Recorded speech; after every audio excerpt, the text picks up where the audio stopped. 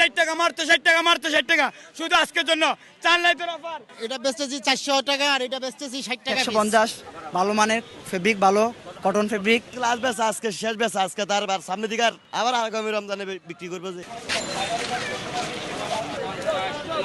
কেউ ফোয়ারা লইদার পাঞ্জাবি, আবার কেউ ডাক দিয়ে বেচের তরমুজ, আবার কেউ ডায়লগ দিয়ে বেচের মশলা।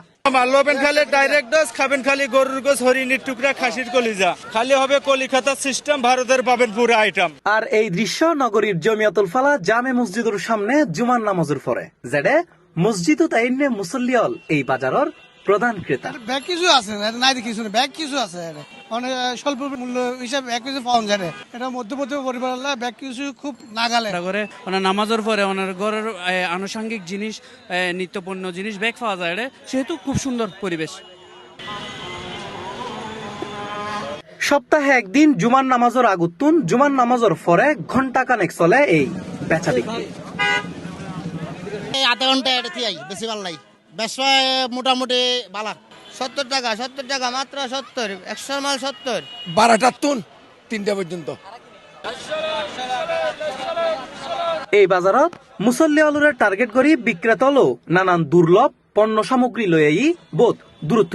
ফলে ক্রেতা হলো তার চাহিদা অনুযায়ী পণ্য কিনে এড়েতুন। কাকুন চাল, দেশি কাকুন চাল, এগুলি কাকুন চাল, এগুলি জব ধান, আর এগুলি তিসি।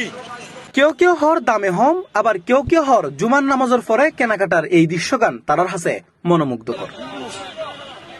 পাঞ্জাবি কিনলাম, দাম মোটামুটি রিজনেবল আছে। তো আমরা আশাবাদী যে সবাই আমরা এই ঈদে সবাই মোটামুটি শান্তিপূর্ণভাবে ঈদ পালন করতে পারবে। দুইটা বলছে 600 টাকা বলছে, আমি এখন একটু কমাতে চেষ্টা করতেছি, যদি পারি কিনে নিব আর কি।